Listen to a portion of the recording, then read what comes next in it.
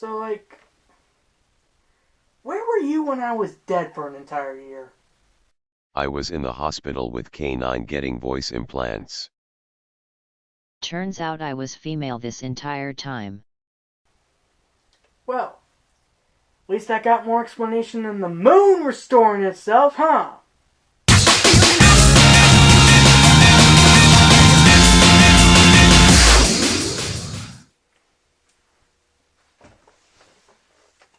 What's up, Kanoka Club? Let's talk about Sonic.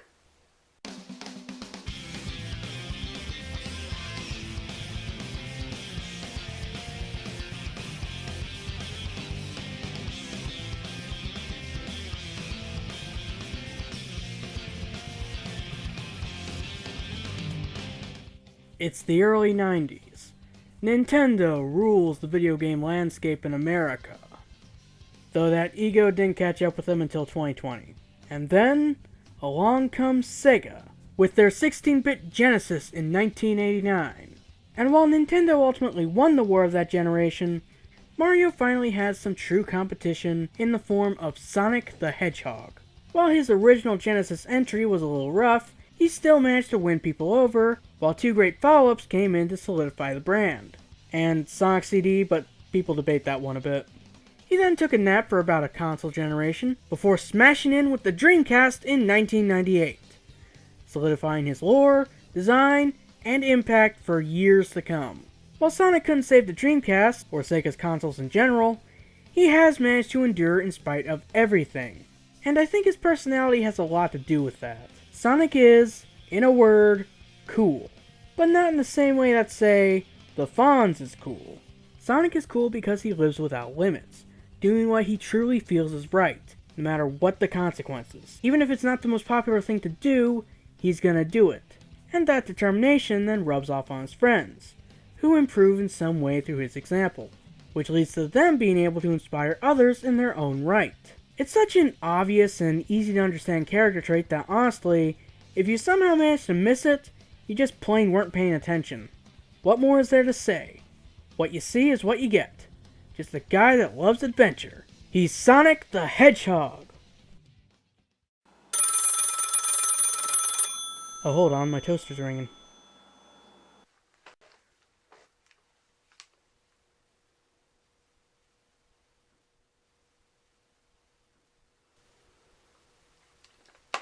Well, I've just been informed that Sonic sucks.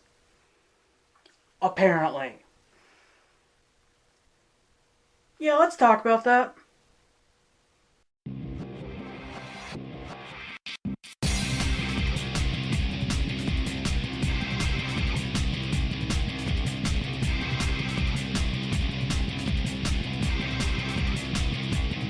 See, there's this thing you might have heard of, the Dark Age of Sonic. Though people can never really agree on when it started. All we can really agree on is it ending in 2010, and I just plain don't agree with the Dark Age of Sonic.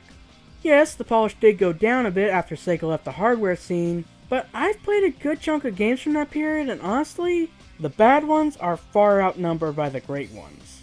But Ben, you might say, what about that time Shadow used a gun and said, damn? What about those awful motion controls and secret rings? Man, the Werehog sucks and so does Chip. In fact, screw all these other characters, only have Sonic and Eggman. And other such related nonsense. Well, have I got news for you, buddy? Joke's on you, I'm into it. That's right, people. I unironically love Sonic. The modern, green-eyed, 3D Sonic. And this isn't the case of me being some nostalgic fanboy longing for the days of his bygone childhood. No. I'm a new breed of crazy. Specifically, I'm a new fan. I got into all this recently. Alright, let's take a moment to recap. In 2008, I first learned of Sonic from Mario and Sonic at the Olympic Games. Yes, this was my first exposure to the world of Sonic, a simple DS minigame collection. For whatever reason, I never got into his actual games, even though I thought the characters were cool enough. It was probably because I barely knew what games he had. I remember seeing some commercials for Unleashed, but I didn't have a system to play that on yet, so what did I care? And by the time I had the internet, Sonic was well renowned as a joke. And that's how I knew the franchise for years. Through surface level memes and stuff. Then, in very late 2018, I decided to give Sonic a proper go. And thus decided to give his first game, now on mobile, a try. And I nearly gave up on the whole franchise because that game is horrible. Especially the mobile port, like seriously, something is up with those controls. They are not as responsive as they should be. However, I then decided to try Sonic 2 as a recommendation. And what do you know, I loved it. Especially once I learned to not suck at it. My 2019 endeavors were a bit limited due to some life stuff, and my feeling the need to buy every game I played, despite many of them no longer giving Sega any profit. But in 2020, I said screw this, piracy. And all I've bought since then is the Wii and Steam games, since I can't get CiOS to install, and Steam is just really freaking good. I mean, Generations for $1, who has that kind of sale? And as a new fan, I do feel the need to rank the modern Sonic games. You know, modern, despite many of these games approaching 20 years and older. Let's do that. Brilliant. Brilliant as a sequel. Takes a minute to get, but once you get it, it's brilliant. Awful, but I have a soft spot in my heart for it. I mean, why do you think I made a rewrite? Haven't played, but I'm actually looking forward to it. Great, though they occasionally don't explain things that they should. The shaking and rail switching brings down the otherwise excellent motion controls, and every mission after the first Night Palace one is a bit of a difficulty spike. Ugh, actually kinda awful. Sonic's 2-second speed up makes him nearly impossible to control properly. The Hedgehog levels tend to focus on its weaknesses of combat and aerial platforming, rather than its strength of exploration, and it breaks a lot of Sonic design rules for the worst. I would probably enjoy it with cheats, but some moron only made one gecko code for the American version. I know the main console version is better though, so I'll give it a try when I can. I think my experience may have been inhibited by my nunchuck cord being way too short, but I didn't like this one that much. Just a lot of downgrades from Secret Rings, to the point where it barely shares any DNA from it. The story is pretty good though, so maybe a replay would win me over completely. Especially since I now have an extension cord for my nunchuck. This one is pretty good in all areas except for the story. If you're taking it more as a 2D game anyway. Just a lot of points where they weren't afraid to make it kinda cool in its own right, which makes the awful story especially jarring. DS version is a bit better though. Good sandbox for fan levels, but as a tribute to Sonic's history it fails. The 3DS version is a lot better in that regard, though it also has some weird moments. And speaking of portables, pretty good as a refresh from 3 and K, this one is great, because it evolves the formula closer to what it'll be perfected to. Plus, Cream the Rabbit. Didn't finish this one since it wasn't my thing, but I can respect it. Get this freaking disgrace off my screen! Yes! There we go! The peak of what 2D Sonic can be. Screw Mania and its overhyped drop dash, and all hail Rush's boost, which is basically the same thing, but a lot more useful. The console quality story is also a massive plus, even if the bosses suck. This one's got a good story, if it was an RPG, but even with infinite item cheats, this game is a massive drag. Not the Rush sequel I wanted. Nor was Colors DS really. And this one has too many dang ramps everywhere. As you can see, I have some odd opinions regarding this franchise. I don't like having odd opinions on things, since whenever the subject comes up, you have to explain your opinion to other people. But it's just how I feel about these things. But why does my experience differ so much from the norm? Well, it's quite simple. A lot of people get really stupid when they talk about Sonic. Hey, you ever watch a game review and notice that the guy is just sucking when he's calling the game terrible? That is basically every Sonic game review I have ever seen. Especially when it comes to my boy Secret Rings. Don't worry, baby. They'll appreciate you someday. There's just an unusually large amount of people who just suck, and blame the game for it. And their influence reaches those who can't tell that they're doing badly. And don't get me wrong, I had this attitude myself once. When I first played Heroes, I hated it. But then, after playing Shadow and finding myself missing it, I replayed the Team Sonic campaign and loved it. Heck, even Rush, my favorite 2D game, had a slight learning curve before I saw how great it was. Your first impressions are rarely that accurate when it comes to Sonic games. They're designed to be incredibly replayable and optimized, so judging them based on that rarely works out. Heck, the Wii version of Unleashed and Black Knight might hold up a bit better on a replay. I'm definitely getting a copy of World Adventure before I replay Unleashed, cause ain't no way I'm playing that again without Gecko codes. There's also a subset of classic fans who played the Genesis games, well the first 4 anyway, and the franchise just left them behind. No one to blame for that really, you just grew out of it for a while and changed in your own separate ways. Like not talking to a friend for a long time, and finding that you just no longer click in the same way. But of course, rather than accept this, you just told the friend to change himself back to how he used to be, regardless of the people in his life now. And no, modern fans aren't in the same boat with the 2010s era. Because it's still using the same designs and continuity, they just hired writers who didn't bother to research the characters to even the most basic degree. I'll never understand Eggman's tastes. He loves to hear his own lips flap, but I gotta hand it to the Eggster. This place is epic. But that's enough about the state of the franchise and the fanbase. Let's talk about the figures!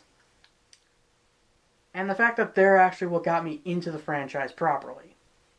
Yeah, back in 2018, I had reviews of these pop up into my recommended from a YouTuber named PatMac, and they actually looked fairly good. However, I'm the type of guy who prefers to collect things he's actually, into, so that's what got me looking into Sonic games. And well, here we are. I got my first figures in early 2019, right before the line got cancelled. To say that stung would be an understatement. But we're getting ahead of ourselves a little bit. Let's rewind back to 2014, when Tomy first got the license. And what doomed this line from the very start. Here comes the Sonic Boom. Yes, Sega's brief attempt at a side series, not held down by the main continuity in any way. To its detriment in some cases. But we'll leave it at that. This was the big marketing push Tomy went with towards the beginning of their line, and the figures didn't really charm anyone the first time around.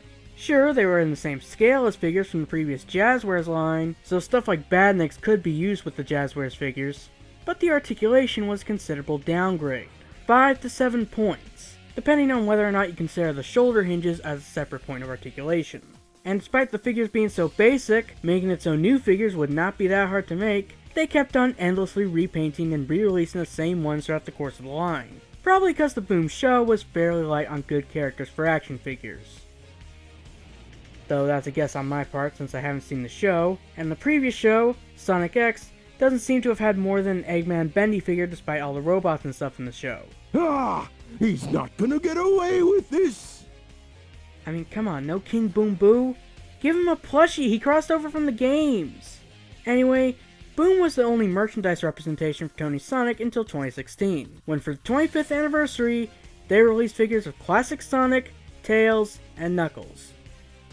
Only one of which I have for you. Classic Sonic. If you want the epitome of false nostalgia, it would be classic Sonic in the modern games. Hey, forget that all those other 2D games happened?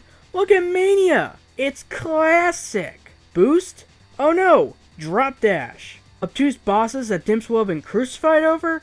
No, this is Mania, chump. We praise that here. A complete lack of any cohesive story on a main console game, despite previous entries on the DS and even the GBA having actual, dialogue and character development and stuff. Pfft, who needs progress anyway? That was modern Sonic. This is classic Sonic. Now, just forget that we dropped that handy instant spin dash button from Generations and pay us, you nostalgia whores. Well, guess what? I deny you, god of false nostalgia. Your colorless eyes will not sway me, nor will your loose legs that I always need to duct tape. Yeah, putting aside my growing hatred of classic Sonic, this figure is alright aesthetically.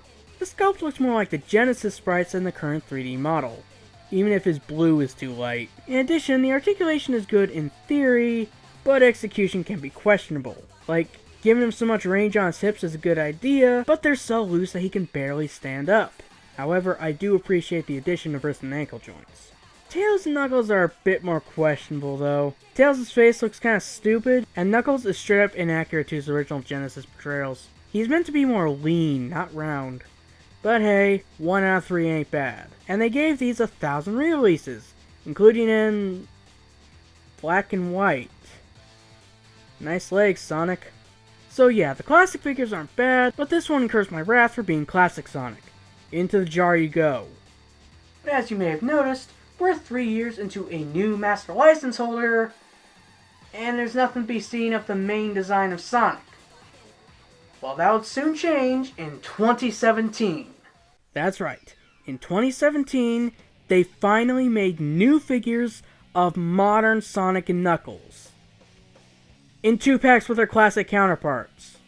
Yeah, Tomy apparently lacked any confidence in the modern designs, so they stuck them into comic packs with their classic counterparts. And boy do I hate these boxes. Look at the size of these figures next to your average 3 3/4 inch and 7 inch action figures. They fit in pretty well with the 1/18th, I'd say. That was part of the appeal to me personally. Now, look at how freaking huge these boxes are! I was able to fit a Toy Story 4 figure inside of one, and those figures have huge packaging. I guess it came in handy while I was moving, but like, seriously? This was obviously done to fit the comic inside, but like, why not reduce the size of the comic? Bionicle comics back in the day were slightly smaller, and they were perfectly readable. Or, if you can't reduce the comic, just put them on a card back, like literally every other comic pack in history has done. Oh yeah, and the pricing of these was laughable. 2 figures worth roughly $5 plus a comic, $20. You really expect them to sell well when you're paying $20 for a figure you may already have, a comic that you may not care about, and a new figure that's going to be re-released 1,000 times anyway. By the way, I have 2 Sonics. Alright, very bad release methods aside, the modern Sonic figure isn't too bad. He's not entirely on point to how Sonic has looked since about 2007 is when I say it fully settled in, but he reminds me of the models from Adventure DX and the Storybook games, so I like him. I do think his blue is a bit debatable since artwork depicts Sonic as a lighter blue, while in many games he's a dark blue, though his skin tone is a bit yellowish. Maybe that's why I'm getting DX vibes. His paintwork goes between shoddy and not too bad, but yeah, otherwise, for this line, this is not a bad Sonic. Only thing that might be troublesome is the articulation. You see, Sonic characters are known for being fairly dynamic in their posing and whatnot. That's just how they were designed. But here, with only the 5 points, you can only get some basic poses. I wonder if the pre-posing of later figures was done as a response to this, but anyway, modern Knuckles seems alright. But he's apparently taller than Sonic. Some people say this is accurate, but I don't entirely agree. Some games seem to portray him as the same height, while other games portray Knuckles as slightly taller, but not this much taller. So I personally will prefer them being the same height. But oh, that's not the worst height in this line. Let me introduce you to Tails. Why are his legs so high? Wait a minute. Why are my legs so high? Gee, can't think of any other joint you could have used in place of that, no siree. Though legit, why is he so short compared to Sonic and Knuckles? And why is he so yellow? Modern Tails is the same color as his classic version, same as Knuckles. The only place where the classic colors differ is Sonic, and even then that's fairly debatable pre-generations. They also did this weird thing with making one of his tails shorter. Why? Also, you may have noticed me reviewing a lot of figures here without actually, owning them. This is a fairly debatable practice among toy YouTubers, but I think it works here. Especially since a lot of figures I didn't think would be hard to get a hold of, quickly became hard to get a hold of. Remind me never to get involved in the stock market. But hey, I got the Metal Sonic 2-pack! Hey look, it's the one good part of Sonic CD! Metal Sonic! The classic figure is quite obviously based more on his generation's appearance, but hey, it's Metal Sonic. It's hard to screw up. I think you can definitely see why I mean earlier about the pre-posing on later figures, as both figures do get a fairly nice pose to do.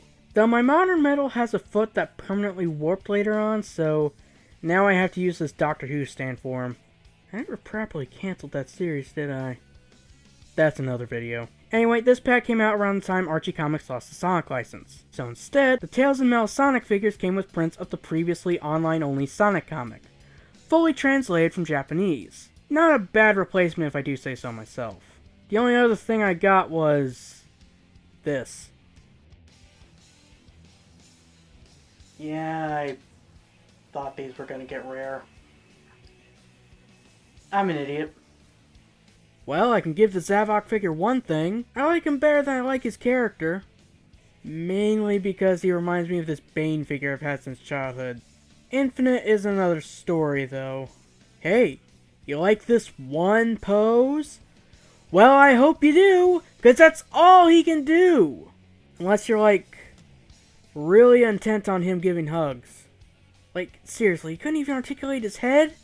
This is basic figure engineering! What a sucky figure! And to think you were supposed to be rare. Worthless.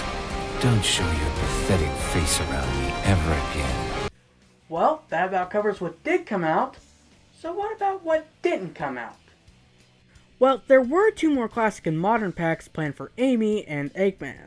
But alongside those, there were also plans for single card releases of Sonic and Knuckles, along with new figures of Shadow, Supersonic, and a never-announced silver figure. Yet we only found out about that one thanks to some corporate website, which is where I got all of these pictures from years ago. So as you can see, this line was cancelled right as I was about to get good.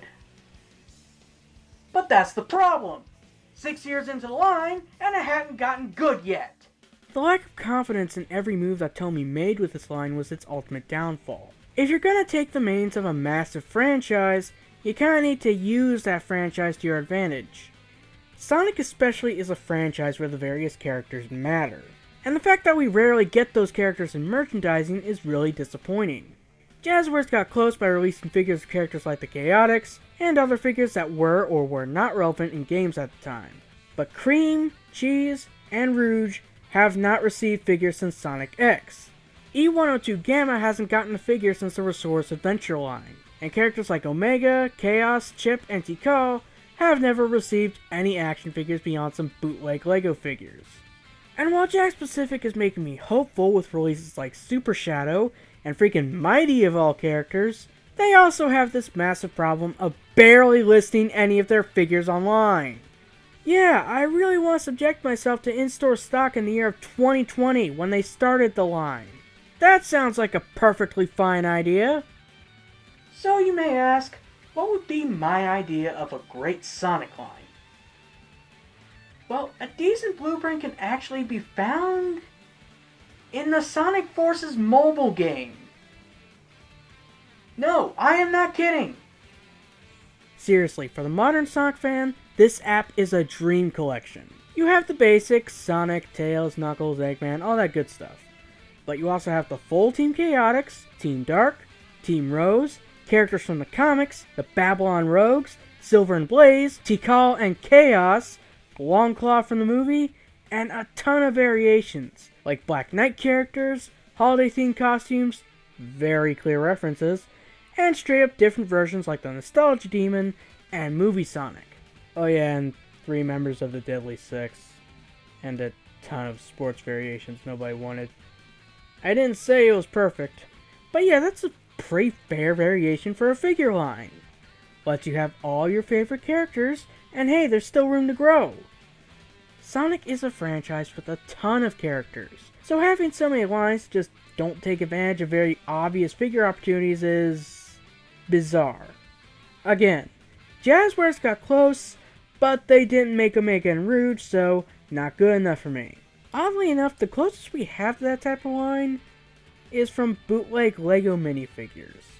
They have some weirdness to them, like Big being really short, Cream missing cheese, and Sonic's head shape being off, but hey, at least we have Chaos, Tikal, and Rouge. Though she's getting a bit harder to find.